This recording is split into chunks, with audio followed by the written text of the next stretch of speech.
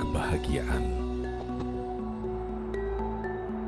anugerah tak terbantahkan, sebuah tekad yang tak berkesudahan, inovasi yang kami dedikasikan untuk kehidupan, untuk terciptanya kesehatan, inspirasi demi hidup yang lebih berkualitas, hari ini dan hari esok yang membanggakan.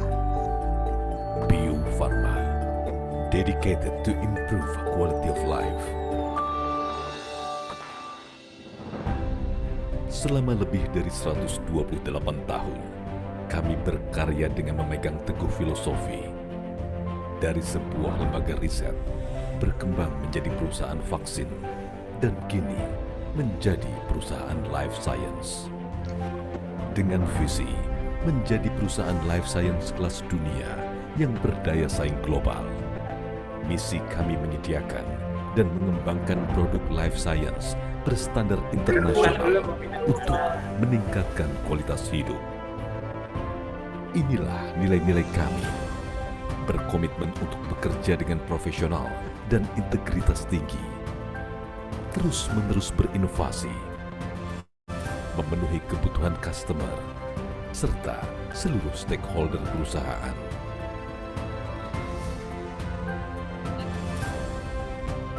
Kami berperan aktif dalam mengembangkan riset vaksin dan produk life science, melakukan penelitian vaksin baru dalam menjamin kemandirian kebutuhan vaksin di dalam negeri, serta ketersediaan untuk memenuhi kebutuhan vaksin di dunia.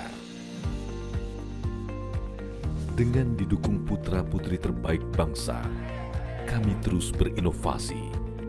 Kami siap melangkah menuju life science industry.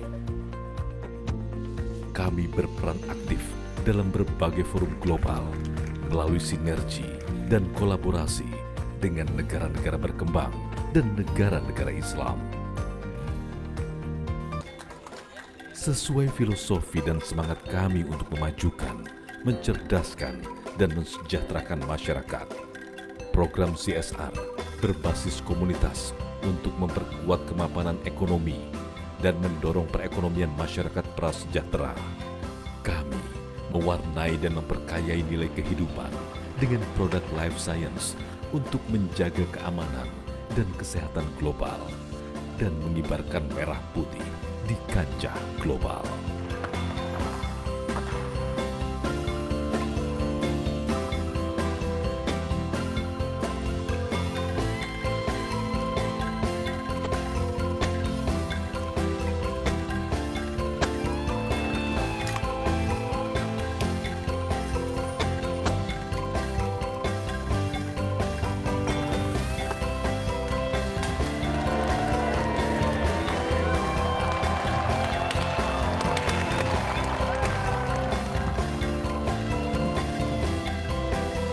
Bio Farma, dedicated to improve quality of life.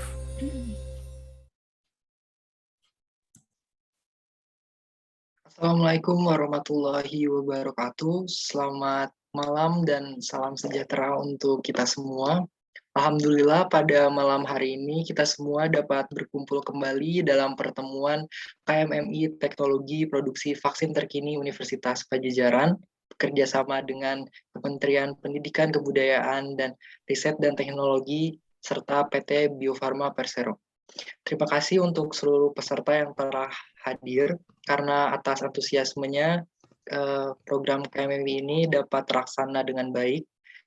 Saya juga berterima kasih kepada Bu Neni sudah bersedia untuk menjadi pembicara kita hari ini. Terima kasih juga kepada Pak Yusuf selaku PIC KMMI Course Teknologi Produksi Vaksin Terkini, serta di sini juga kita ada Pak Ari selaku dosen Fakultas Matematika dan Ilmu Pengetahuan Alam Universitas Padjadjaran, yang mana nanti akan menjadi salah satu pemateri kita juga di pertemuan selanjutnya. Mungkin sebelum kita mulai, saya persilahkan terlebih dahulu kepada Pak Ari mungkin untuk memberikan sedikit sambutannya. Silakan Pak Ari. Terima kasih, Kang Rashid ya. Ya ini sungguh antusiasmenya tinggi sekali ya. Kita bisa lihat di sini ada 180 dikurangi 3 berarti 182 orang ya peserta TMMI di Benar, sini. Pak. Tidak sabar menunggu ini sharing bagaimana tentang teknologi produksi vaksin terkini, terutama yang sekarang ya sedang hot ya karena pandemi COVID-19. Tentunya Bu Neni ini berhubungan langsung ya, dan bagaimana seperti kita ketahui bahwa teknologi vaksin itu banyak sekali ya, seperti ada macam-macam, nanti akan dijelaskan oleh Bu Neni ya. Jadi ini juga terima kasih Bu Neni, tentu saja ini sibukannya luar biasa, biasanya rapatnya juga sampai malam-malam lintas negara. Ini alhamdulillah Bu Neni bisa menyempatkan diri dan berbagi ilmu ya dengan kita semua yang ada di sini. Kita akan belajar bersama-sama ilmu yang berharga dari Bu Neni. Oke, tidak usah panjang-panjang lagi, silakan Bu Neni.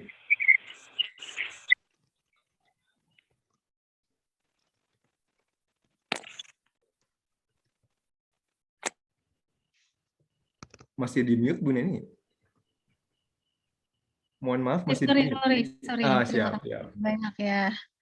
Soalnya masih lihat slide, barusan lihat slide. Aduh, gimana gitu ya. Saya mungkin gini, karena saya ini mahasiswa tingkat berapa ya? Bermacam-macam, Bu. Ada dari 2018, 2019, 2020. Jadi ada yang semester 3 semester sampai dengan semester 7. Dengan jurusan? Berbagai jurusan. Ya, berbeda-beda, Bu. Tapi yang berhubungan dengan teknologi produksi vaksin. Teknologi produksi vaksin. Oke ya, jadi mungkin hari ini saya lebih membahasnya lebih general, Pak, pengetahuan umum ya, adik-adik semua tentang research dari progres dari COVID-19 vaksin dan riset gap yang terjadi ya, yang harusnya kita pelajari lebih dalam dan di situ Indonesia bisa berperan gitu. Nanti kalau yang teknis-teknis bisa disampaikan oleh teman-teman yang lain ya Pak. Ada berapa kali pertemuan kita di sini? Ada 3 kali, 4 kali ya nanti ya.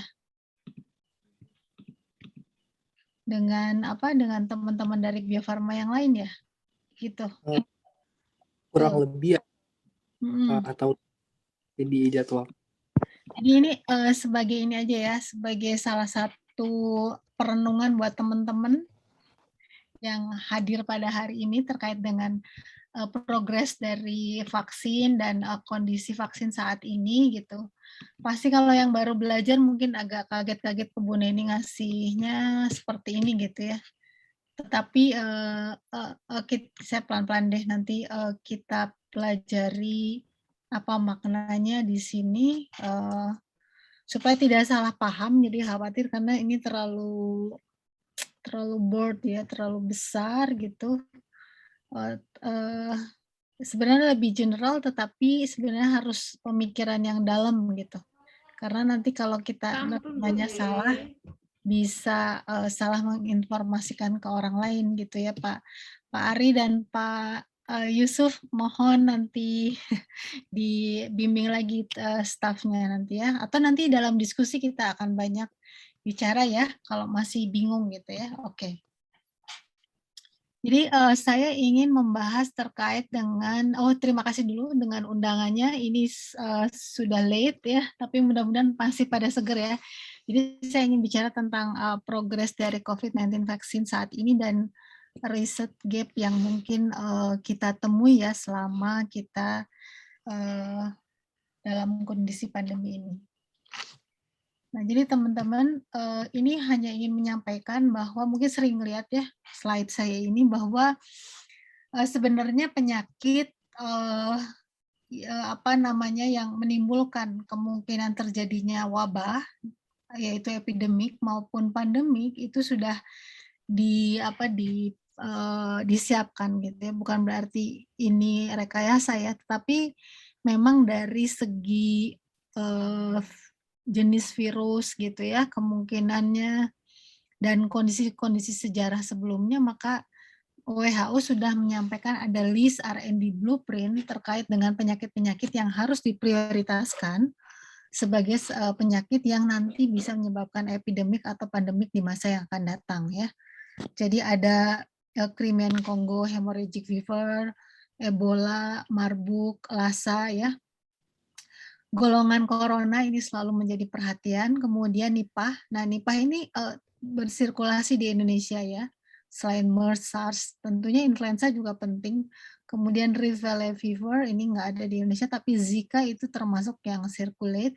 Dan disease X. Nah, disease X itu potensial patogen yang kita tidak ketahui, tapi bisa menimbulkan epidemik di masa yang akan datang. Jadi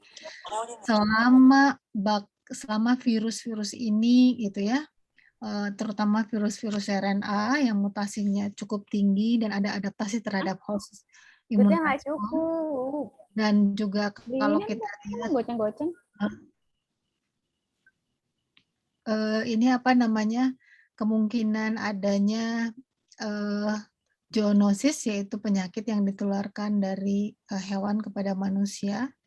Maka ini ada sejarah bahwa pandemi ini atau wabah ini akan terjadi ya di dalam kehidupan kita gitu. Dari mulai 1918 ya, ketika wabah flu itu yang Spanish flu menyebabkan meninggal.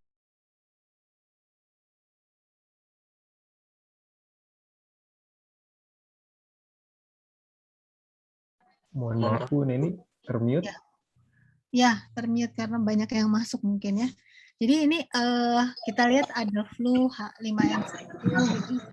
Kemudian flu H1N1, MERS, kemudian ada flu H7N9, Ebola, dan COVID-19 ini yang tentunya teman-teman dari corona ini ya, family-nya.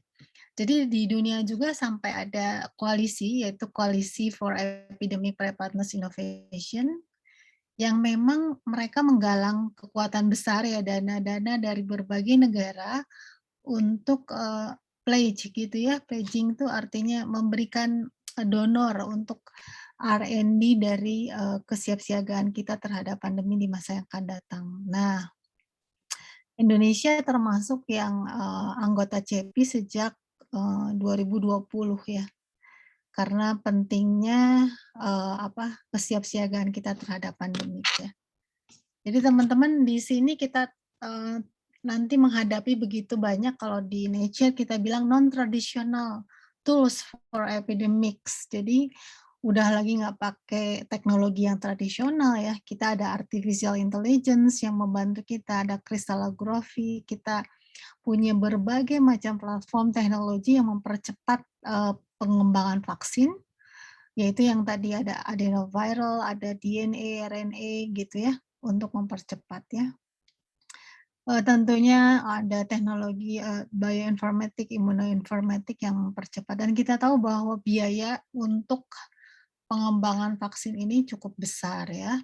Berapa billion US dollar yang dikeluarkan untuk pengembangan vaksin terhadap pandemi ini, karena kerugian ekonomi akibat pandemi itu jauh-jauh lebih besar dibanding memang dana-dana ini yang terkumpul ya.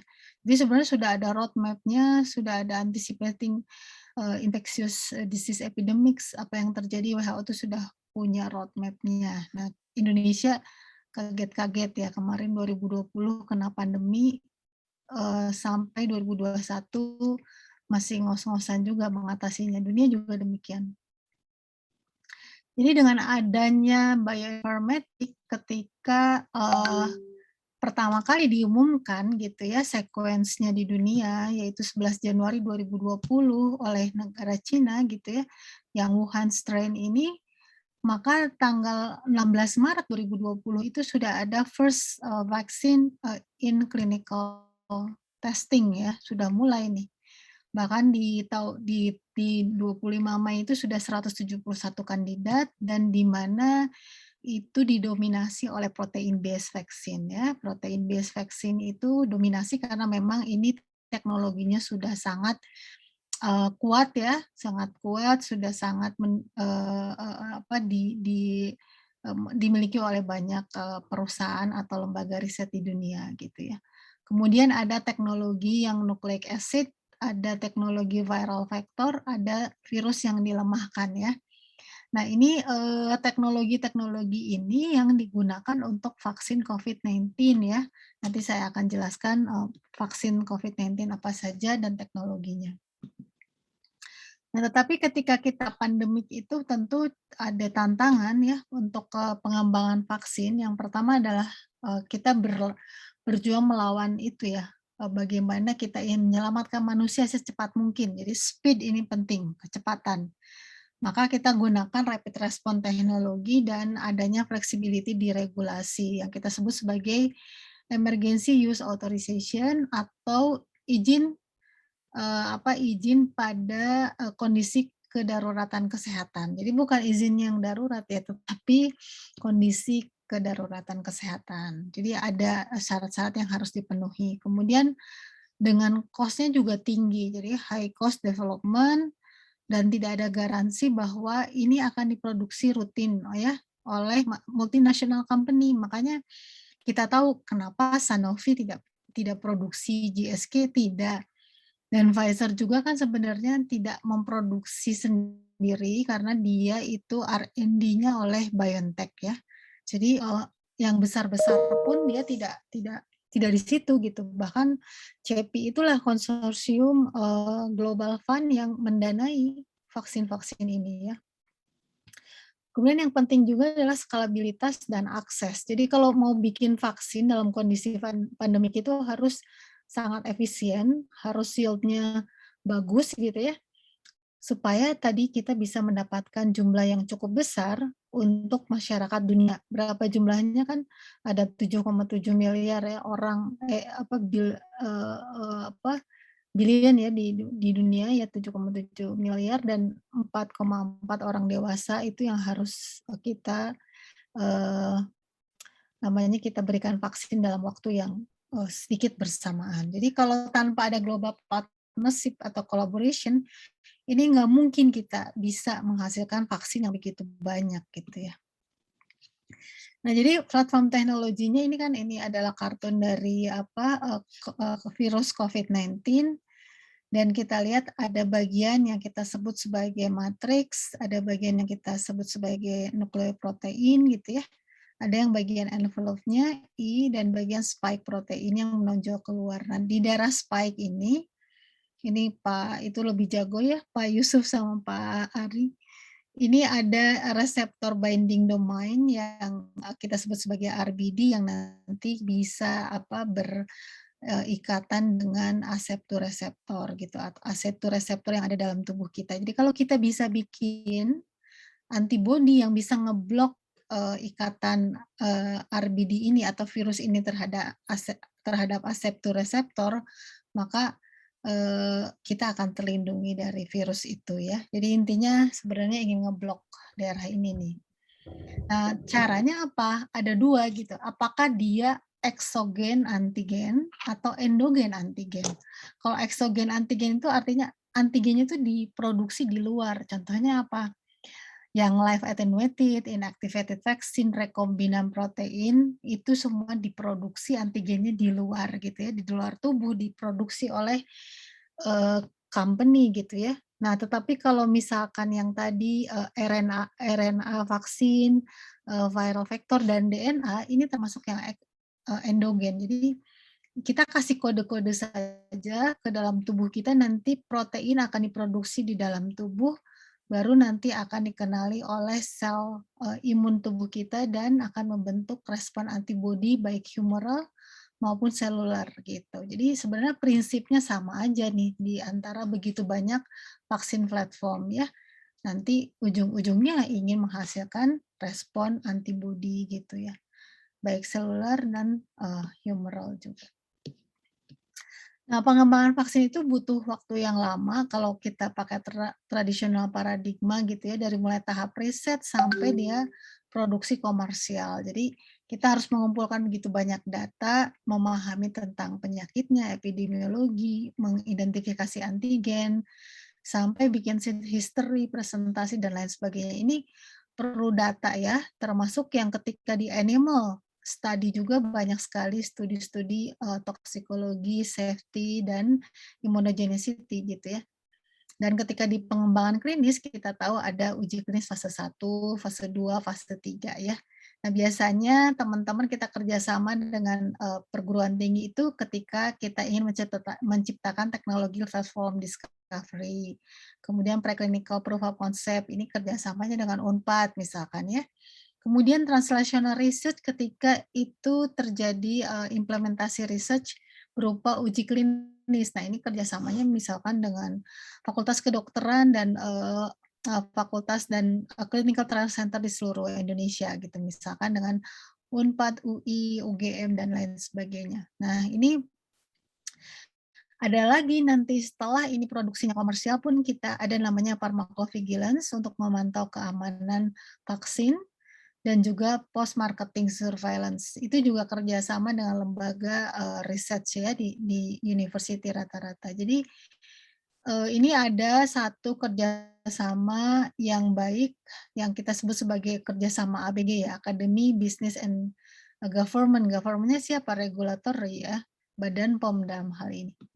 Nah, teman-teman, ketika kondisi pandemi, maka tradisional paradigma itu tidak memungkinkan. Karena apa? Nanti orang keburu banyak yang meninggal ya, gitu. Pandeminya kan benar-benar menyebabkan mortality rate yang sangat tinggi gitu. Makanya ada namanya kondisi di mana ada outbreak paradigma, kita bisa memproduksi vaksin itu dalam waktu 18 bulan ya, 12 sampai 18 bulan dengan tentunya ada satu apa ya namanya go and no go decision pada saat kita investment di kandidatnya, kemudian pada saat clinical development ada paralel proses ya. Jadi kenapa ini bisa terpenuhi karena ada track record sebelumnya tentang vaksin corona, sebelumnya ya SARS gitu. Seperti Sinovac itu sudah bikin nih corona untuk yang SARS yang ke-1 di Hong Kong itu, dulu sudah bikin, tapi ketika baru uji klinis, ternyata pandeminya wabahnya berhenti gitu ya. Kemudian juga Ebola, itu AZ itu sudah bikin untuk Ebola sebelumnya gitu. Jadi dia sudah punya teknologi platform, ketika nanti datang itu jadi tinggal plug and play aja ya gitu. Nah, seperti itu namanya rapid response technology ya. Kemudian clinical trial-nya paralel, artinya apa? Baru 1 bulan sudah menunjukkan uji membuktikan keamanan pada fase 1, kita pindah ke fase 2 gitu ya. Baru 1 sampai 2 bulan kita sudah punya data immunogenicity, ini kita pindah ke fase 3 langsung ya. Tapi ini fase 1 tetap jalan, fase 2 tetap jalan, fase 3 interim analisis baru 3 bulan datanya kita boleh tunjukkan kalau itu memang tadi ya benefitnya jauh-jauh lebih besar dibanding risikonya, maka dia diberikan izin namanya emergency use authorization. Jadi tentunya dengan mempertimbangkan benefitnya harus lebih besar daripada risikonya gitu ya. Jadi lebih cepat. Makanya ini kenapa bisa 1,5 tahun tadi, jadi pathogen identification, antigen production itu preclinical itu dikerjakan di lembaga riset biasanya. Nanti masuk ke tempat kami di Bio Farma sudah stage 2 di mana ada clinical trial clinical production dan dilakukan clinical trial. Ini kenapa harus di industri? Karena ini harus pada fasilitas yang GMP atau Good Manufacturing Practices ya. Nah, setelah itu baru masuk manufacturing rutin kalau sudah mendapatkan izin dan distribusi. Nah, distribusi vaksin tentunya ada persyaratan-persyaratan. Jadi kenapa kita bisa? Karena tadi ya ada multiple essential komponen yang sudah tersedia. Jadi materialnya, human resource-nya sudah paham, fasilitas, equipment, ada validasi, ada risk mitigation-nya, ada juga buffer period sudah dipertimbangkan, dan pipeline-nya tentu harus terkoordinasi dengan sangat baik supaya tadi ya terpenuhi jadwal tadi. Biasanya untuk first human testing kita perlu 100 dosis lah ya. Karena 100 orang rata-rata ya. Kalau clinical expansion mungkin perlu 1.000 dosis ketika untuk global health emergency, kita butuhnya 100 juta dosis ya. Indonesia aja butuh 208 juta dosis untuk bisa memenuhi target tadi ya 70% ya terhadap herd immunity itu yang digadang-gadangkan seperti itu. Nah, ini walaupun banyak teknologi yang kita peroleh, yang kita tadi, sebutkan, sebenarnya target product profile dari WHO-nya sama aja ya, teman-teman ya. Ini adalah target product profile yang dibutuhkan. Jadi banyak nih persyaratannya, indication of use, kontraindikasi, dosisnya seperti apa, safety-nya gimana, ini sudah dijelaskan oleh WHO. Ini yang menjadi, bagian dari, pertimbangan kenapa satu vaksin itu mendapat emergency use authorization ya. Jadi contohnya yang terpenting adalah safety, safety-nya, terbukti aman ya, jadi benefit-nya jauh lebih, tinggi dibanding, risiko dari keamanan. Kemudian efikasinya di atas 50% gitu ya. Nah, ini yang harus, juga kita perhatikan gitu ya.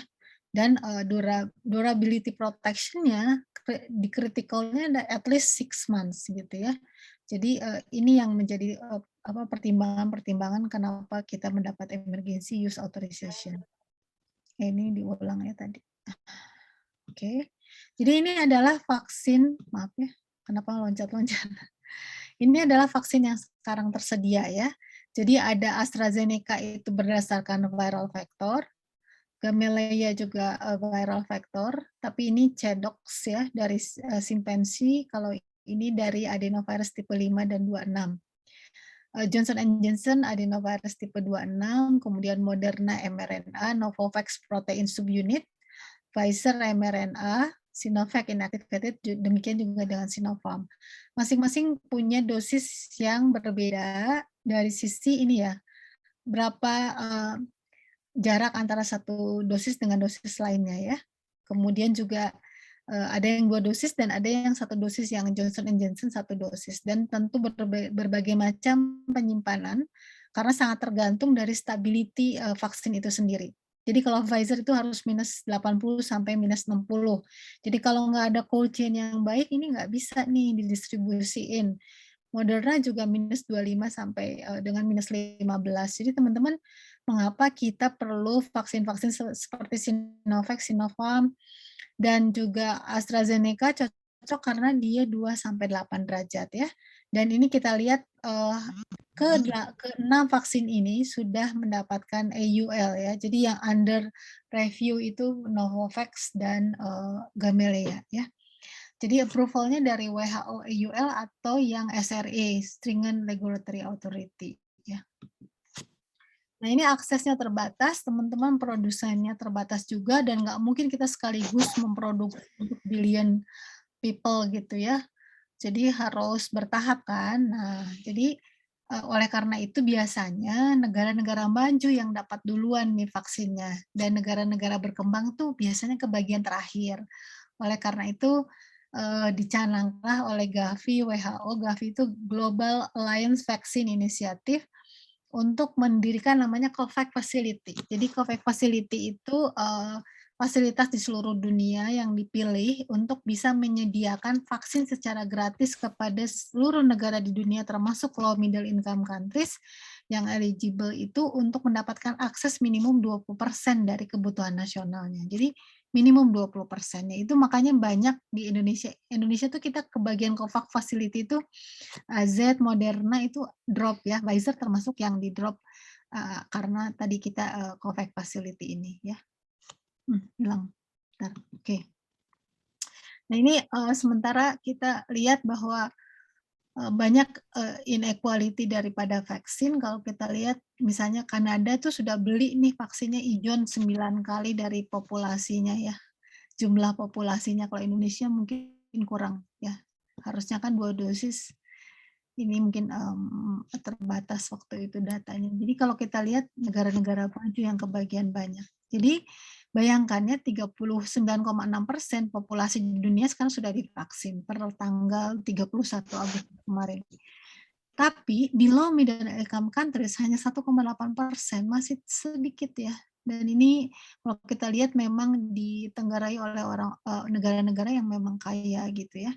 Dan kita bersyukur Indonesia kebagian karena memang lobby-lobby dari negara kita untuk bisa mendapatkan vaksin ya, termasuk Kementerian Luar Negeri, Kementerian Kesehatan, Kementerian BUMN, Bio Farma terlibat agar kita mendapatkan vaksin ya. Jadi kita sudah 17,45% per tanggal 1 September kemarin untuk dapat full dose. Masih jauh dari 208 juta dan ini nggak rata ya. Jadi kalau kita lihat Jawa, Bali mungkin coverage-nya besar. Tapi kalau kita lihat di luar daerah itu coverage-nya masih sangat rendah sehingga sekarang Delta varian malah eskalasinya ada di luar Jawa, Bali ya. Kalau kita lihat vaksin merah putih ini adalah kerjasama dengan banyak pihak, termasuk ada UNPAD di sini dengan mengembangkan teknologi yang ada di dunia gitu. Jadi ada yang DNA, mRNA, adenovirus, protein rekombinan, ada yang subunit gitu ya, dan juga ada yang viral vector serta yang peptide vaksin. Jadi ini urgensinya adalah kita ingin mandiri ya ke depannya dan kita punya kesiapsiagaan terhadap pandemi di masa yang akan datang. Oleh karena itu kita mulai dengan universitas di berbagai daerah di Indonesia gitu ya. Dan tentunya kerjasamanya dengan industri-industri yang potensial termasuk Bio Farma gitu ya. Nah teman-teman, tapi kalau kita lihat begitu banyak vaksin saat ini sudah beredar dan juga sudah dirasakan vaksinnya, tapi masih banyak riset gap ya di dalam COVID-19 vaksin ini. Nah ini mungkin high level discussion, tapi saya akan jelaskan aja ya pelan-pelan. Jadi pertama adalah durasi dari protection. Booster itu kapan sih gitu? Dan gimana caranya? Ini jadi satu pertanyaan. Kemudian bagaimana sih clinical endpoint? Apakah harus selalu efficacy? Apakah ada nggak correlate of protection marker-marker yang kita bisa prediksi bahwa nggak usah harus uji efficacy yang agak lama gitu, memerlukan jumlah yang sangat banyak gitu ya. Kemudian bagaimana impact dari evolusi strain ini terhadap efektivitas vaksin ya. Apakah kita perlu vaksin dengan varian yang baru? Bagaimana booster dilakukan pada vaksin yang saat ini? Kemudian juga pertanyaan terkait safety. Jadi apakah ada satu safety severe adverse event atau satu efek simpang yang sangat jarang yang harus kita perhatikan gitu ya dengan melakukan aktivitas pharmacovigilance yang aktif. Bagaimana juga safety pada children dan pregnant women ya, pada immunocompromised person ini juga menjadi satu tantangan tersendiri gitu ya teman-teman. Jadi kalau kita lihat walaupun duration of protection itu masih to be determined ya sampai hari ini tuh kita nggak tahu sebenarnya durasi protection itu sampai berapa lama sih, 6 bulan kah, 1 tahun kah, atau 3 bulan kah? Nah itu kan perlu penelitian ya. Kemudian bagaimana vaksin effectiveness di real world kondisinya. Jadi bukan vaksin efficacy tapi ketika dia dideploy di populasi itu gimana sih efektif vaksinnya. Kemudian neutralizing antibody itu memang menurun gitu ya, tetapi apakah ada rule of memory, sistem memori dari imun kita dan bagaimana cellular immunity. Nah, understanding dua hal ini yang memberikan judgment bagi kita untuk apakah kita memerlukan booster atau tidak gitu. Jadi ini bukti-bukti menunjukkan bahwa data antibodi itu turun untuk semua vaksin, mau Pfizer, mau AZ, Sinovac, itu semua turun titernya setelah 2,5 bulan dan makin turun setelah 6 bulan ya. Jadi tidak ada yang namanya Pfizer tetap sampai bertahan sekian bulan gitu, nggak ada. Ini ada semua di jurnal Lancet dan ini tetapi yang Sinovac ini kita lihat mereka punya juga beberapa penelitian bahwa setelah booster ketiga langsung naik gitu ya berapa kali lipat. Dan ini juga terjadi pada vaksin-vaksin Pfizer dan AZ ketika itu dilakukan booster atau boosting ketiga. Jadi sebenarnya mungkin jangan-jangan bukan booster, tetapi ini adalah dosis ketiga yang seharusnya diberikan, tetapi karena kemarin kita ingin mempercepat proteksi pada manusia, kita berikan 2 dosis dulu gitu ya. Nah, kemudian clinical endpoint banyak banget. Ini diskusinya apakah antibody respon yang menjadi clinical endpoint, jadi titer antibody dan netralisasi antibody, atau T-cell respon gitu ya. Mana gitu CD4, CD8 yang berhubungan terhadap infeksi, kesakitan maupun beratnya penyakit ya sampai pada kematian. Mana sih yang bisa mencegah? Marker-marker apa? Ini juga jadi penelitian yang cukup besar ke depannya. Dan kalau kita lihat efficacy yang terakhir ya di Turki itu bagus hasilnya untuk Sinovac 83,5%. Kalau Indonesia kan 65% ya. Ini adalah efficacy di mana kita lakukan pada uji klinis yang memang ada exclusion dan inclusion kriteria. Tetapi bagaimana dengan real world effectiveness?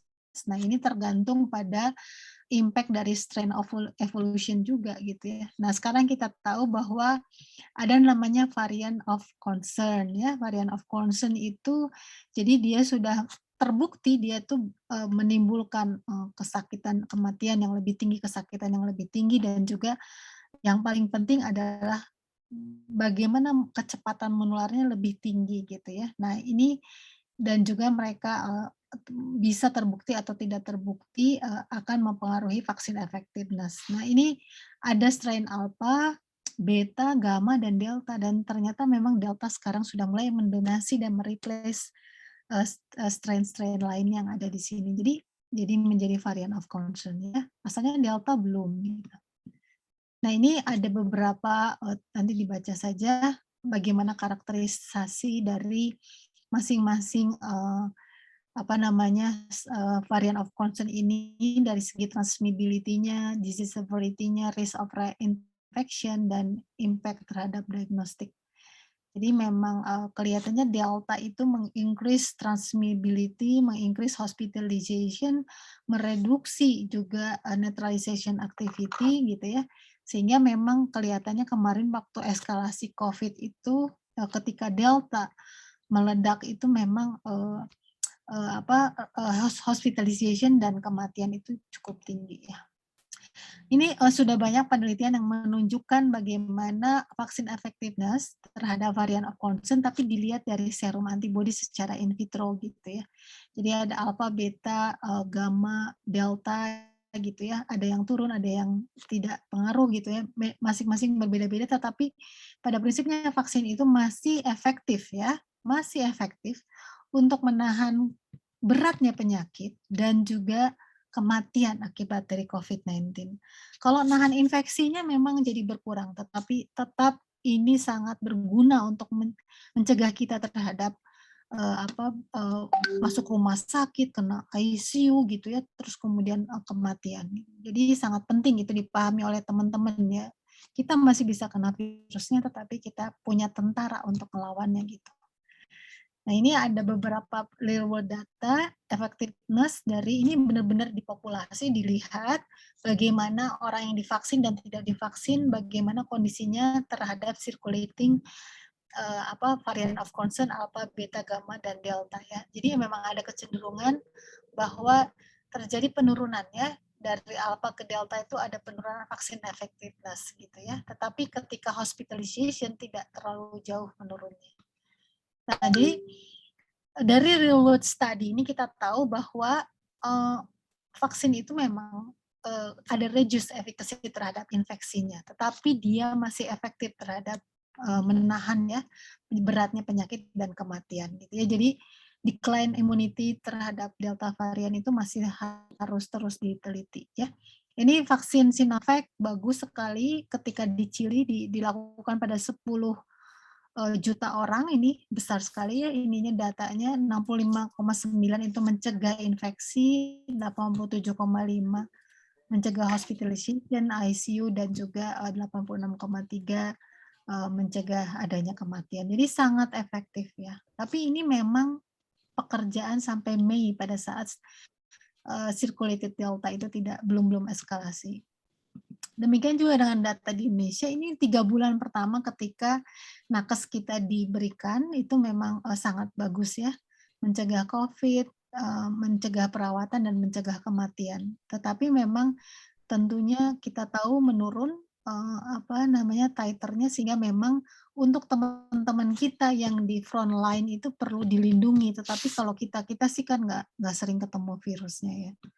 Jadi penting sekali oleh WHO, bahkan untuk varian virus terbaru mau apapun kata WHO, kita harus menggunakan existing vaksin ya. Kita harus gunakan apa yang kita dapat hari ini dan continue untuk mengimprove tools ini gitu ya. Karena kalau enggak, telat, timing is very important. Kalau kita telat untuk memvaksinasi orang, maka variannya makin banyak bermunculan ya. Itu ya teman-teman. Jadi kebijakan booster itu sangat tergantung pada antibody titer yang decline terhadap time, kemudian vaksin effectiveness, kemudian juga diberikan hanya kepada grup yang rawan, yaitu healthcare professional dan elderly gitu ya, dan tergantung dari circulated variant karena ada antigenic drift dan antigenic shift ya. Itu ini udah dijelaskan tadi sama aja. Ini adalah beberapa studi yang melihat vaksin effectiveness pada saat booster. Jadi ada yang heterologous, jadi beda ya. Ketiganya itu, dosis ketiganya itu bisa, misalnya asalnya AZ, terus yang ketiganya Pfizer atau Sinovac, yang ketiganya Pfizer atau Moderna. Nah ini ada yang heterologous, ada juga yang homolog. Nah itu kita lihat rata-rata memang meningkatkan ya. Nah, ini jadi banyak sekali penelitian-penelitian yang sedang terjadi saat ini. Jadi kalau kita lihat di penelitian Sinovac, kalau kita kasih dosis ketiga dengan Sinovac lagi, atau kita lihat bahwa dia neutralizing antibody-nya naik sampai 20 kali setelah misalnya 6 bulan, terus kita kasih dosis ketiga gitu ya. Tetapi bagi kita yang sudah 2 kali dosis sebenarnya cukup melindungi terhadap tadi kematian dan beratnya dan punya memori ya. Kemudian WHO menyatakan gitu ya kemarin itu tidak ada booster dosis gitu. Pokoknya jangan dulu ngomong tentang booster sampai seluruh dunia minimum 10% setiap countries itu divaksinasi gitu ya. Jadi ini akan dilihat lagi end of September. Kalau negara-negara maju udah enggak, aduh pengen gitu ya. Tapi WHO menyatakan moratorium untuk booster ini sampai semua negara at least 10% sudah tervaksinasi. Jadi sekarang lagi digenjot vaksinasinya. Nah ini safety yang perlu kita pelajari. Tadi ya saya sudah sampaikan kemungkinan adanya isu terkait dengan efek samping yang sangat jarang tapi terjadi, itu harus dipelajari. Kemudian bagaimana pada anak-anak, pada bayi gitu ya, dan pregnant woman ini kan kondisi safety-nya harus tetap dilihat gitu ya, dan immunocompromised person. Research opportunity di Indonesia, kita mau lihat bagaimana vaksin effectiveness pada Delta varian yang tersirkulasi di Indonesia. Terus kita tahu bahwa banyak pasien komorbid itu kan saya sudah divaksin 2 kali tapi kok masih belum gitu ya, masih belum bisa melindungi, saya tetap sakit berat, tetap masuk ICU. Nah itu kita lihat ya, ternyata bahwa kecenderungan ada beberapa data masih preliminary pada orang-orang yang diabetes dan obesity itu memang titer neutralisasi antibodinya tidak terbentuk dengan baik gitu ya. Juga pada orang-orang yang tentunya lansia karena sistem imunnya sudah sangat menurun ya. Kemudian kita harus lihat ya tadi bagaimana safety pada grup-grup tertentu ya, termasuk pada ibu hamil, anak kecil gitu, lansia dan imunocompromised. Dan tentunya kita lihat sebenarnya teman-teman kita di Nakes itu sudah dapat dosis ketiga Moderna. Sebenarnya gimana sih vaksin effectiveness? Nah ini sebenarnya harus jadi penelitian yang sangat menarik, tetapi saya kira belum ada yang kementerian atau apapun yang melakukan ini gitu ya. Saya harap ke depannya ada. Nah, summary-nya kita saat ini ada vaksin yang efektif ya, walaupun menurun kalau adanya Delta varian, tetapi dia masih sangat efektif untuk mencegah infeksi, beratnya penyakit dan kematian ya. Jadi jangan khawatir. Kemudian kita harus mencari jalan untuk memvaksinasi banyak orang gitu, secepat mungkin di seluruh negara. Tidak pandang bulu terhadap kekayaan negara tersebut. Makanya ada COVAX facility ini. Karena semakin banyak orang yang divaksin, maka varian itu akan terhenti gitu ya. Kalau makin banyak nggak divaksin nanti muncul banyak varian juga. Harus ada implementasi koordinasi untuk semua penelitian ini, global coordination, dan sebenarnya Indonesia itu dengan begitu banyak resource gitu ya, resource-nya dari segi biodiversity kita, human-nya kita riset COVID-19 itu sangat menarik gitu ya.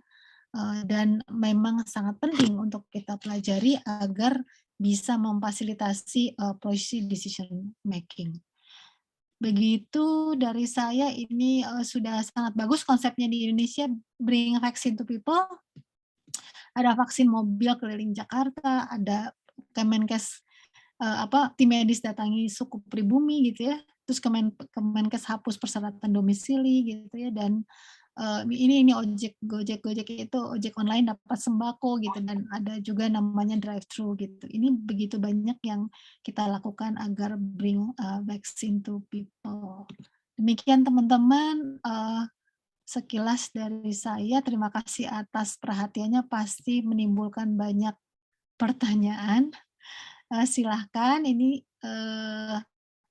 mungkin untuk hal-hal yang lebih teknis akan diberikan pada teman-teman kuliah selanjutnya. Saya kembalikan kepada Mas Rashid ya. Assalamualaikum warahmatullahi wabarakatuh. Makasih. Waalaikumsalam warahmatullahi wabarakatuh. Terima kasih Ibu. Terima kasih banyak Bu Neni atas penyampaian materinya, sangat jelas sekali. Mungkin kita sekarang sudah ada banyak pertanyaan, mereka sudah mengisi di website MOC kami. Mungkin akan kami tampilkan terlebih dahulu. Oh, mungkin atau yang raise hand terlebih dahulu. Di sini ada Muhammad Alanwari, boleh? Oh, Wildan, oke. Silakan. Silakan. Baik, terima kasih Kak atas waktunya. Assalamualaikum warahmatullahi wabarakatuh. Selamat malam, Dr. Neni. Saya izin bertanya untuk. Iya, silakan. Baik, perkenalkan saya Nagam dari Universitas Erlangga. Saya ingin bertanya seperti ini, Dokter. Misalkan kalau memang kita dibutuhkan vaksin yang ada saat ini untuk segera digunakan, dan kita juga berpacu dengan perkembangan mutasi dari virus SARS-CoV-2 yang saat ini juga berupaya untuk menangkal antibodi yang sudah kita bentuk. Nah, apakah ini akan berisiko untuk terjadinya mutasi berikutnya gitu? Karena kita tahu kan dia juga termasuk dari genetiknya juga virus RNA yang sangat mudah sekali mengalami mutasi. Kemudian juga akan berupaya untuk bagaimana caranya dia itu bisa menginfeksi tubuh kita secara cepat dan ataupun dengan efisien mungkin yang dimilikinya. Seperti halnya contohnya saja seperti saat ini seperti bakteri tuberkulosis misalkan, dan juga virus herpes zoster yang mereka berdua itu kemampuannya itu bisa bersembunyi, itu bahkan bisa jadi infeksi laten bahkan seperti itu yang mampu bersembunyi untuk mengakali antibodi kita dan sistem imun kita. Nah, lalu bagaimana strategi agar kita tuh bisa mengatasi mutasi ini? Apakah akan terjadi terus-terusan kita berlomba dengan virus ini atau bagaimana? Ya, sekian. Terima kasih. Ya, makasih. Barusan itu siapa namanya? Ketutup sama ini nih. Oh, Pak Mas Wildan ya. Oke, Mas. Jadi kalau kita lihat, walaupun ini virus RNA, sebenarnya COVID-19 itu jauh lebih tingkat mutasinya jauh lebih kecil dibanding influenza ya. Jadi sebenarnya influenza itu tingkat mutasinya jauh lebih tinggi gitu. Tetapi kita kan tahu kalau di dalam tubuh kita itu ada namanya memori antibody gitu ya. Jadi kalau kita lihat misalkan kalau kita delta, kita anggap ya di RBD, tadi kan saya kasih tahu tentang RBD, receptor binding domain. Nah, epitopnya itu mungkin yang berubah hanya di 2 titik gitu. Jadi ada 2 epitop yang berubah, tetapi yang lainnya mungkin masih sama. Jadi masih bisa kita lindungi dengan vaksin yang sekarang. Nah, bagaimana dengan nanti ke depan antisipasinya gitu. Nah, saat ini sebenarnya kalau kita vaksin-vaksin yang beredar saat ini pun masih base-nya Wuhan strain. Jadi yang terpenting adalah kita berikan coverage sebanyak mungkin dengan vaksin, dan tentunya tetap prokesnya tetap jalan. Itu usaha yang paling bisa dilakukan. Jadi kata di WHO juga disebutkan, tools yang saat ini adalah tools yang harus kita gunakan sebaik mungkin namun kita terus improve. Nah, bagaimana kita menahan mutasi? Nggak ada yang bisa menahan, Mas Wildan. Jadi itu adalah sesuatu yang natural gitu. Ketika dia ketemu sama host imun respon, dia ketemu sama obat, dia ketemu sama lingkungan, itu adalah adaptasi virus ya terhadap lingkungannya. Jadi nggak bisa kita rekayasa virusnya supaya dia tidak mutasi. Itu sama dengan melawan alam ya. Jadi apa yang harus kita butuhkan adalah sistem imun kita. Nah, sistem imun kita tidak hanya divaksin, Mas Wildan. Jadi ada namanya innate immunity, ada adaptive immunity. Jadi yang adaptive immunity itu yang dari vaksin, tetapi innate immunity kita jangan lupa gitu. Jadi tetap istirahat yang baik, makanan yang bergizi gitu ya. Bagaimana kita meningkatkan innate immunity kita tetap jalan. Jadi tujuannya bukan menghentikan infeksi, nggak bisa gitu ya. Karena virusnya terus ada dan terus menular ke seluruh, kecuali kalau udah herd immunity baru berhenti infeksinya. Jadi yang kita pentingkan adalah kita punya kekebalan, kita punya tentaranya, salah satunya dengan vaksin itu melatih tentara tadi untuk menahan lajunya beratnya penyakit dan kematian. Mungkin itu ya yang bisa kita lakukan saat ini, Mas Wildan.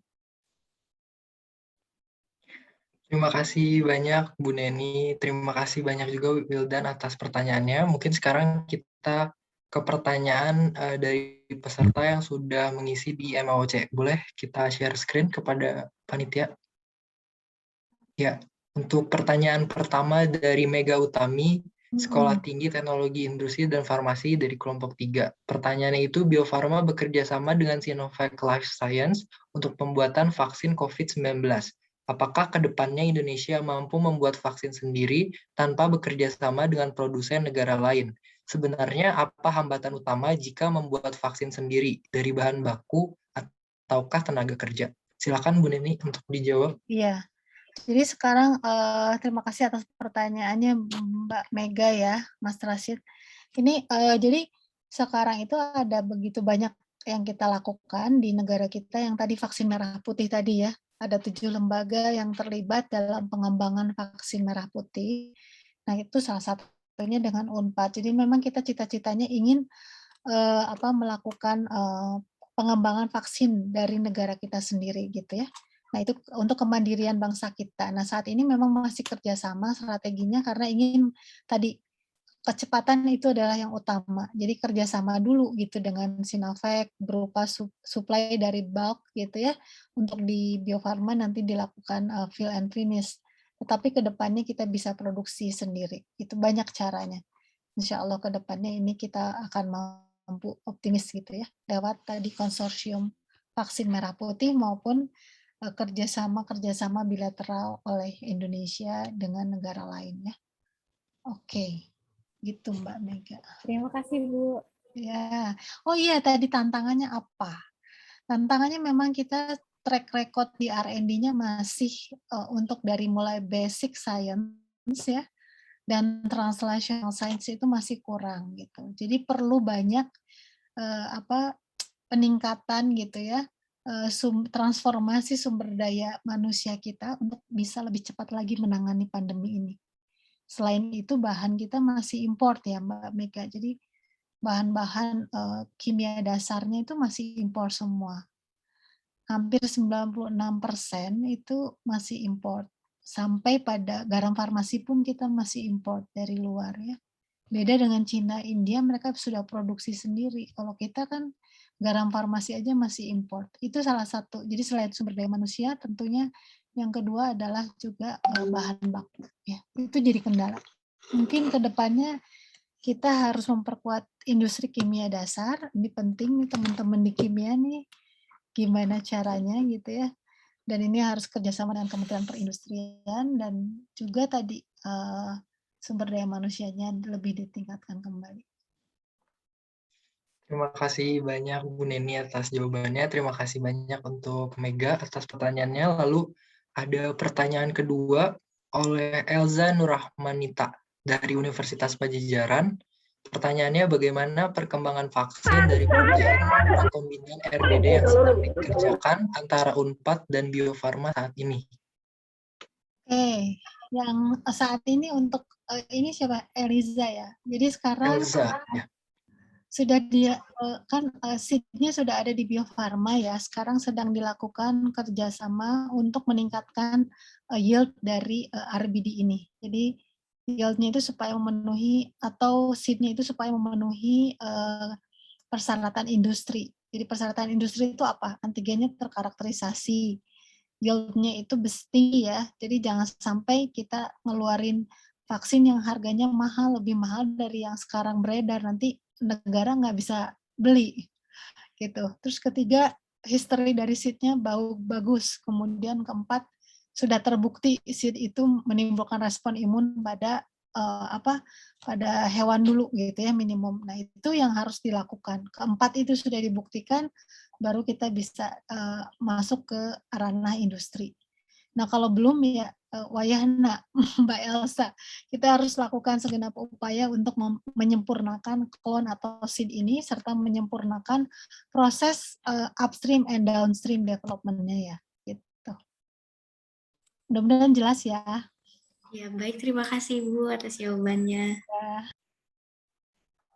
Terima kasih banyak Bu Neni atas jawabannya. Terima kasih juga atas pertanyaan. Mungkin sebelum kita lanjut ke pertanyaan 3, di sini ada pertanyaan di chat oleh Muhammad Alanwari. Mungkin Muhammad Alanwari bisa on cam dan on mic untuk bertanya secara langsung.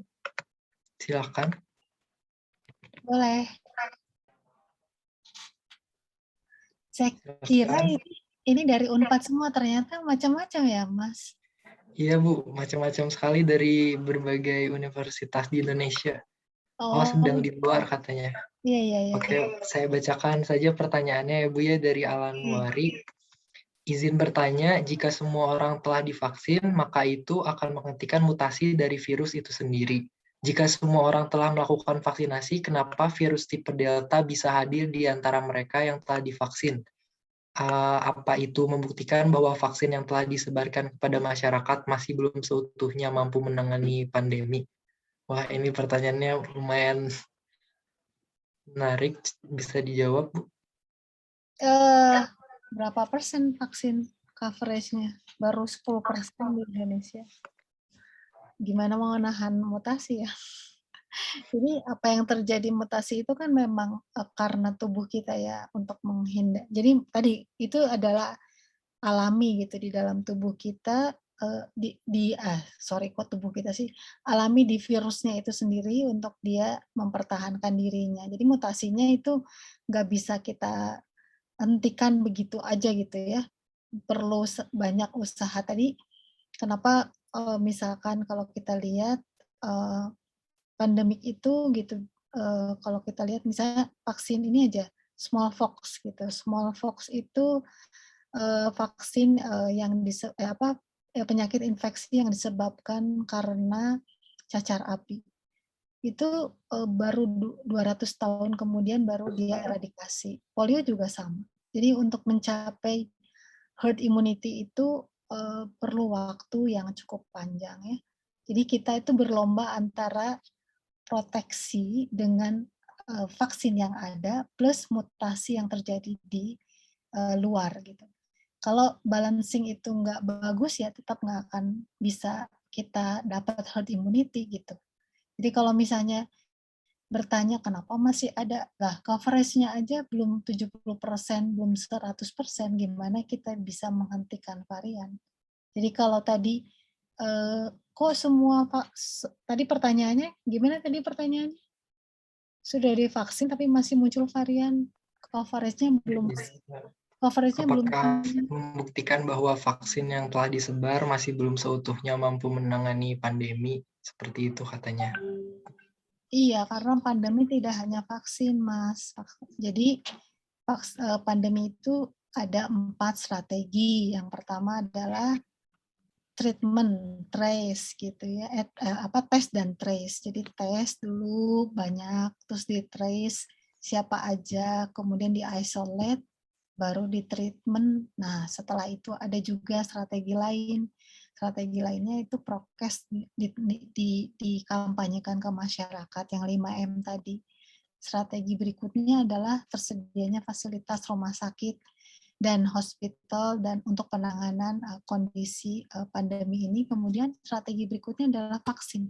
Jadi vaksin itu hanyalah satu dari 4 strategi penting tadi ya. Jadi jangan ngandelin hanya ke vaksin, karena kan bikin vaksinnya aja udah susah, nggak bisa sekaligus. Apakah 4 miliar manusia bisa langsung divaksin sekaligus? Nggak bisa kan? Kita punya keterbatasan di industri juga. Jadi jangan ngandelin hanya pada vaksin. Itu salah satu strategi aja ya. Jadi teman-teman, strategi itu bukan senjata ampuh gitu ya, penutup bukan ya.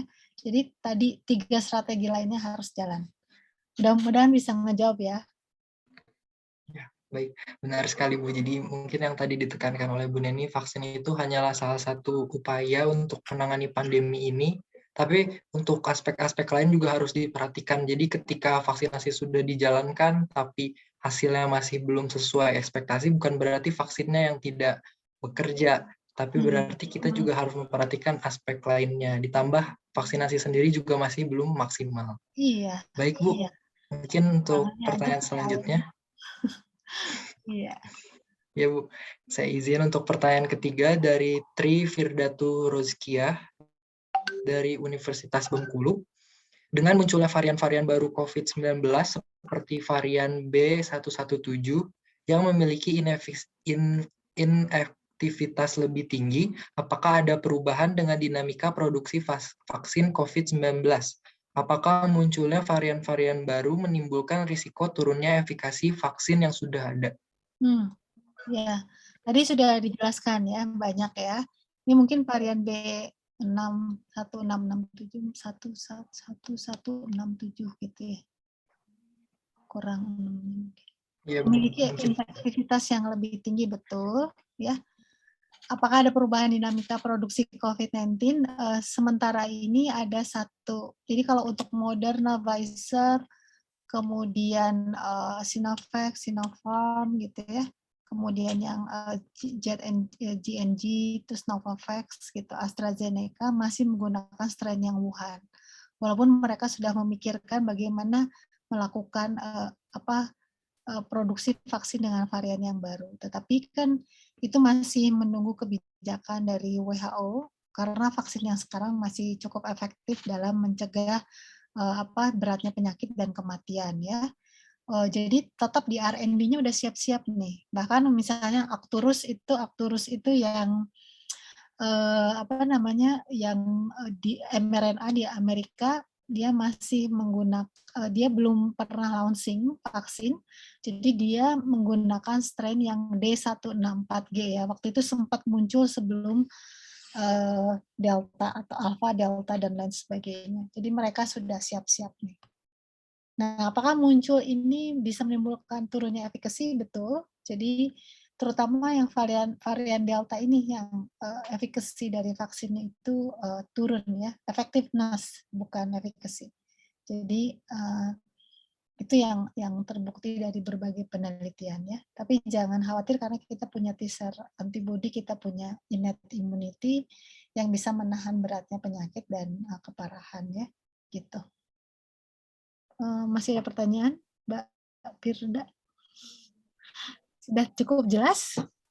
Udah, Bu. Ya. Terima kasih banyak, Bu Neni. Terima kasih banyak, Firda, atas pertanyaannya. Mungkin kita lanjut ke pertanyaan setelahnya. Mungkin nanti akan tetap kita batasi juga ya, Bu ya. Tapi sekarang masih kita tampilkan. Pertanyaan selanjutnya dari Rafida Apriliani. Dalam produksi suatu vaksin tentunya membutuhkan komposisi seperti adanya zat tambahan. Dalam memilih eksipien yang akan digunakan pada pembuatan vaksin, hal apa saja yang harus dipertimbangkan sehingga komposisi vaksin tersebut layak untuk diproduksi? Oke, terima kasih. Emang tadi saya belum membahas tentang komposisi vaksin, eksipien, dan lain-lainnya, Mas Rasid. Karena saya pikir itu nanti akan dibahas oleh teman-teman setelah saya, tetapi saya kasih aja clue-cluenya gitu ya. Jadi vaksin itu yang pertama kalau dia vaksinnya itu bukan vaksin mRNA, bukan vaksin viral vector, dia subunit atau inactivated, dia perlu satu ajuvan untuk meningkatkan respon imun. Jadi komponennya adalah ajuvan.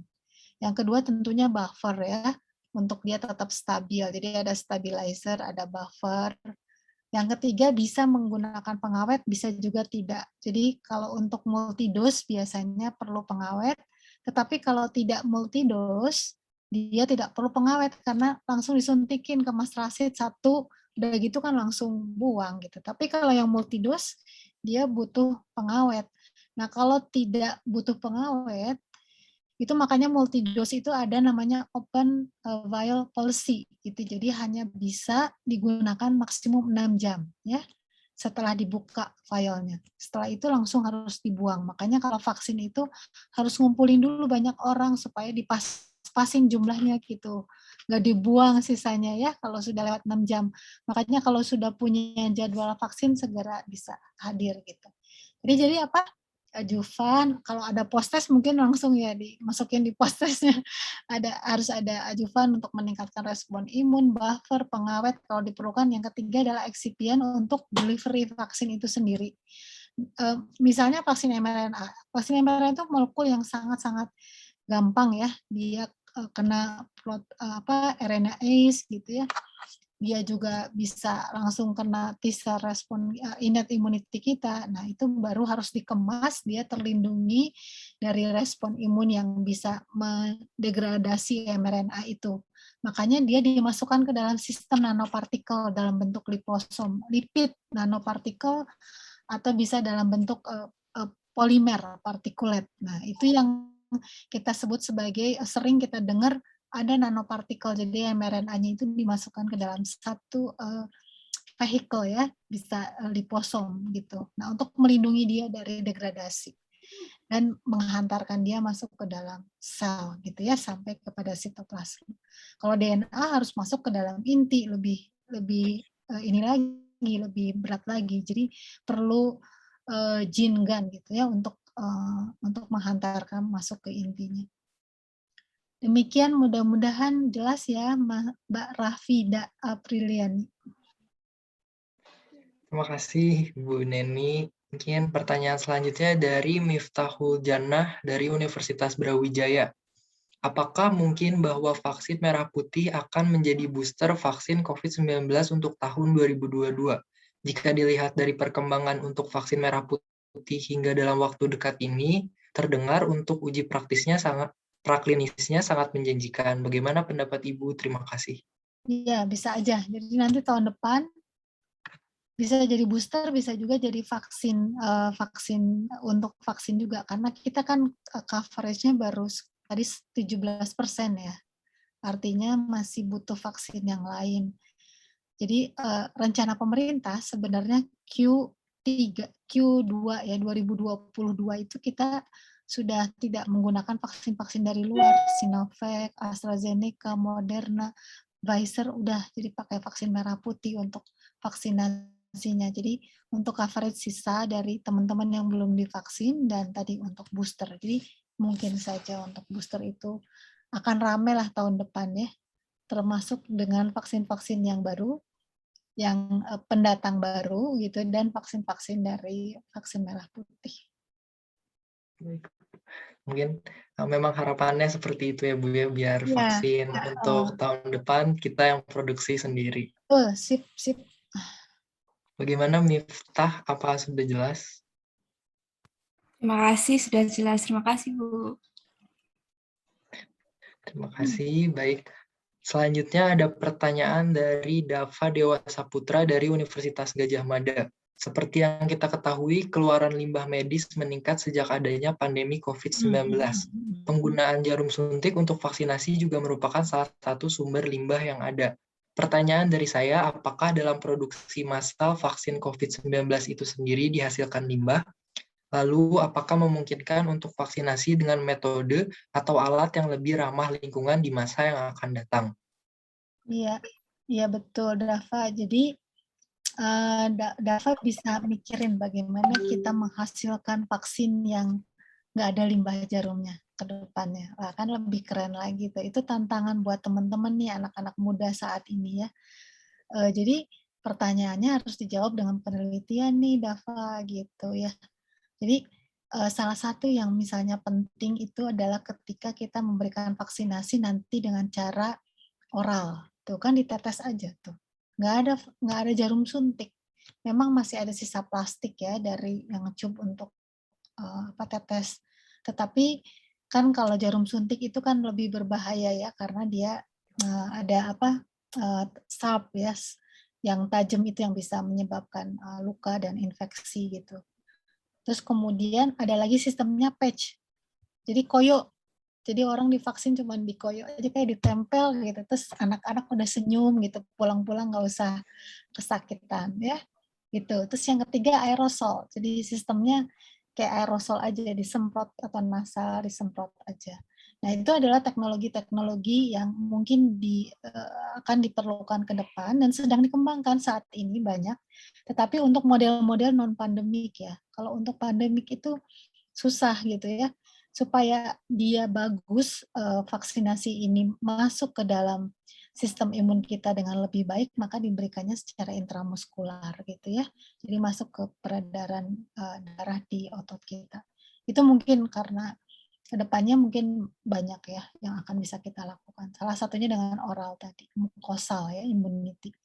Nah, limbahnya ada limbahnya, karena limbahnya banyaknya limbah biologik, jadi kita kalau di Bio Farma itu kita bagi limbah itu ke dalam limbah liquid dan ke dalam limbah padat. Kalau limbah padat, kita harus lakukan insinerasi menggunakan insinerator gitu ya, yang 1000 derajat itu sampai jadi bubuk gitu ya. Nah, itu baru nanti kita simpan ke dalam satu kontainer limbah B3 yang nanti akan dikumpulkan oleh lembaga yang berwenang.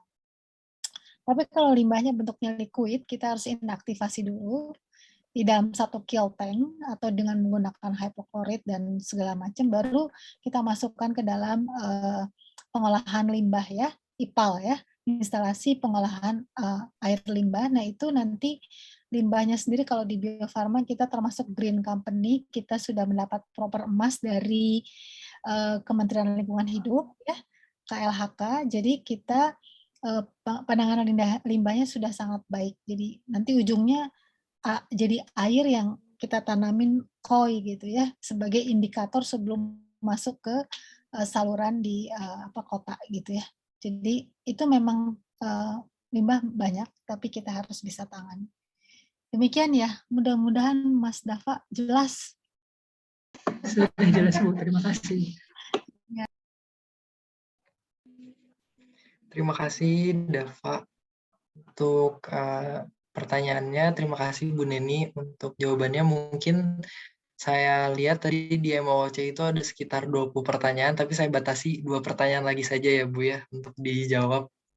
Pertanyaan selanjutnya dari Nurul Sophia dari Universitas Garut.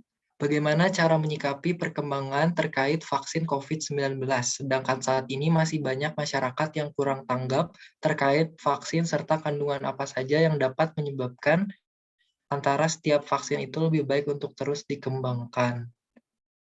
Mungkin bisa dijawab ya Bu. Ya, jadi caranya salah satunya adalah kalian ini sebagai agent communication, agent information buat teman-temannya, buat keluarganya gitu kan, udah tahu, udah dapat pelajaran dari Bu Neni nih hari ini. Nanti besok-besok juga ada pelajaran dari teman-teman lain bahwa vaksin ini sudah melewati evaluasi dari regulatory Badan POM ya. Bahkan 6 vaksin itu sudah mendapatkan izin dari WHO. Jadi jangan mikirin macam-macam terlalu dalam gitu ya.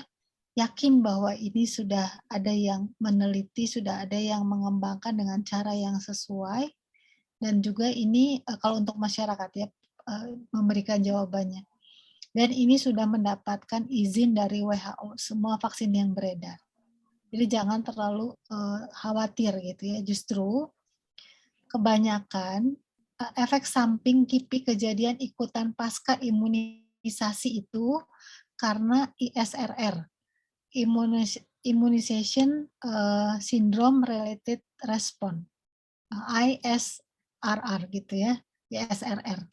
Jadi orang itu banyak yang takut divaksin akibatnya ada yang kejang, ada yang muntah, ada yang tiba-tiba shock, pingsan gitu. Tapi kalau kita lihat EKG-nya, kita lihat segala macam darah dan apanya itu karena stres. Jadi banyaknya anak muda kebanyakan lihat WA grup, kebanyakan ketakutan jadi pada ISRR tuh. Kalau orang tua karena lebih pasrah dan nggak banyak baca WA gitu ya, WA grup yang macam-macam, rata-rata yang lansia justru mereka lebih tenang dan KIPI-nya nggak banyak gitu ya. Nah sekarang KIPI-nya memang beda-beda, kayak mRNA itu KIPI-nya juga lumayan dibanding yang inactivated, karena memang tubuh kita dalam menanggapi tadi ya, mRNA yang disuntikan ke dalam tubuh ya. Jadi kan pasti timbul gitu respon imun ketika diproduksi protein asing, itu berarti reaksi kita terhadap protein asing.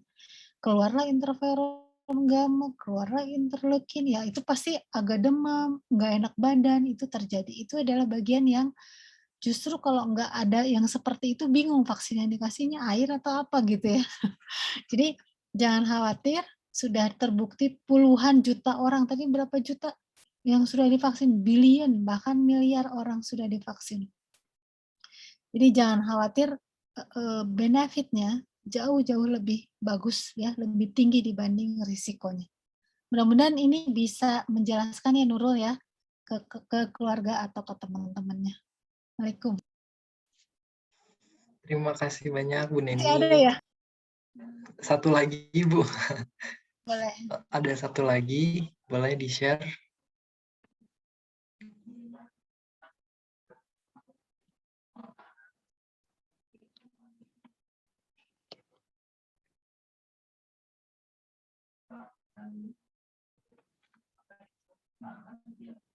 Ini udah ada Mas tentang vaksin Nusantara ya? Oh iya, tentang vaksin Nusantara. Mm-mm. Untuk dari Larasati Rahmadia Hardianti dari Universitas Pancasila, apakah vaksin Nusantara yang cara kerjanya melalui sel dendritik ini memiliki keunggulan yang lebih dari jenis vaksin yang sudah ada? Karena teknik yang digunakan hampir sama dengan pengobatan kanker. Namun banyak yang belum membahas vaksin buatan Indonesia, salah satunya vaksin Nusantara. Boleh silakan dijawab. Iya. Jadi kalau vaksin dendritik itu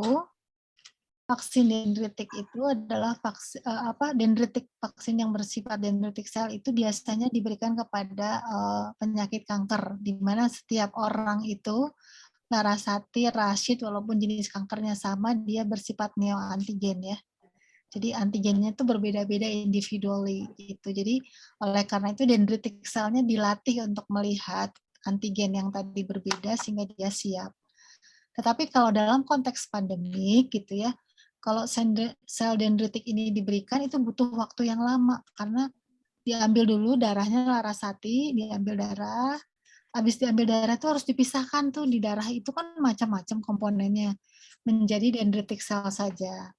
Habis dendritik selnya itu dipisahkan, kemudian dia harus di spike gitu, diperkenalkan dengan antigen vaksin yang sebenarnya itu bisa kita suntikan langsung. Jadi spike proteinnya masih dari US, masih dari luar gitu.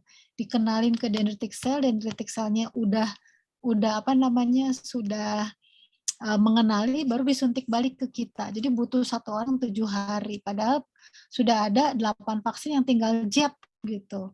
Udah berapa puluhan juta vaksin, 40 juta vaksin per hari udah diberikan ke seluruh dunia. Ini nunggu 7 hari gitu. Jadi dari konteks pandemik ini memang tidak cocok. Tapi kalau konteksnya untuk kanker ya is okay gitu. Itu mungkin yang dikritisi saat ini. Jadi bukan berarti tidak efektif, masih banyak vaksin lain yang lebih efektif, lebih dalam konteks pandemik itu lebih efisien diberikan kepada manusia dengan harga yang jauh lebih murah dan keamanan yang lebih tinggi karena diproduksi di GMP gitu ya. Mungkin itu ya Mbak Larasati ya. Semoga jelas jawabannya. Ya. Baik, terima kasih Bu Neni. Mungkin itu pertanyaan terakhir untuk hari ini. Terima kasih banyak untuk Bu Neni karena sudah menyempatkan untuk hadir dan memberikan materi kepada kita semua. Saya lihat juga di website MOOC sangat banyak sekali pertanyaan, artinya peserta sangat antusias sekali untuk mengikuti kuliah kali ini. Mungkin seperti yang Ibu tahu tadi, di course ini terdiri dari 200 mahasiswa berasal dari berbagai universitas di Indonesia, lalu untuk jurusannya juga dari mulai farmasi, kimia, kedokteran, biologi, teknik kimia, macam-macam sekali, Bu. Jadi di Latar sini belakangnya banyak. nggak dikasih tahu, saya kaget. Iya, Bu. Saya Jadi cuma dari Unpad aja. iya, Bu. Oke. Jadi karena itu berarti mungkin ini kesempatan untuk Ibu mungkin ingin memberikan sedikit closing remark atau pesan-pesan untuk kita semua. Iya. Silakan, Bu. Tadi kan saya bilang masih banyak challenge ya untuk riset gap untuk vaksin ini. Jadi nggak ada satu vaksin pun yang sempurna, 100% efektif. Tetapi tools yang saat ini ada adalah yang paling baik. Jadi vaksin yang terbaik adalah yang ada saat ini di depan mata. So, jangan ragu, dan kalian sebagai agent information gitu, untuk memberikan informasi yang baik kepada keluarga dan rekan-rekan di sekitarnya ya, gitu ya, jangan termakan hoax gitu. Dan jangan lupa, ini coverage masih rendah, masih 17%, 5M tetap harus dijaga. Itu salah satu bagian dari strategi penanganan pandemi gitu. Oke, demikian, makasih. Terima kasih banyak Bu Neni, sangat luar biasa sekali kuliahnya, kesan-pesannya. Semoga mudah-mudahan juga bisa menjadi inspirasi bagi seluruh peserta, karena Bu Neni ini salah satu peneliti yang sangat aktif terutama dalam vaksin COVID-19 juga ya Bu, dan vaksin-vaksin sebelumnya juga sudah banyak penelitiannya. Terima kasih banyak Bu Neni, terima kasih banyak juga Pak Ari sudah menyempatkan hadir. Mungkin Terima kasih kita banyak, Bu bisa Sama-sama. akhiri. Iya, terima kasih ya sudah mengundang ya. Iya, oke. Ya, tetap jaga kesehatan ya. Selamat malam, saya undur diri. Mohon maaf atas segala kekurangan. Wassalamualaikum warahmatullahi wabarakatuh. Terima kasih. Waalaikumsalam warahmatullahi wabarakatuh. Waalaikumsalam warahmatullahi Terima kasih wabarakatuh. banyak. Terima kasih Bu. banyak. Sehat, Bu. Terima kasih banyak Pak Ari. Semua ya. Assalamualaikum. Izin leave. Waalaikumsalam. Warahmatullahi wabarakatuh. Waalaikumsalam. Terima kasih, Bu.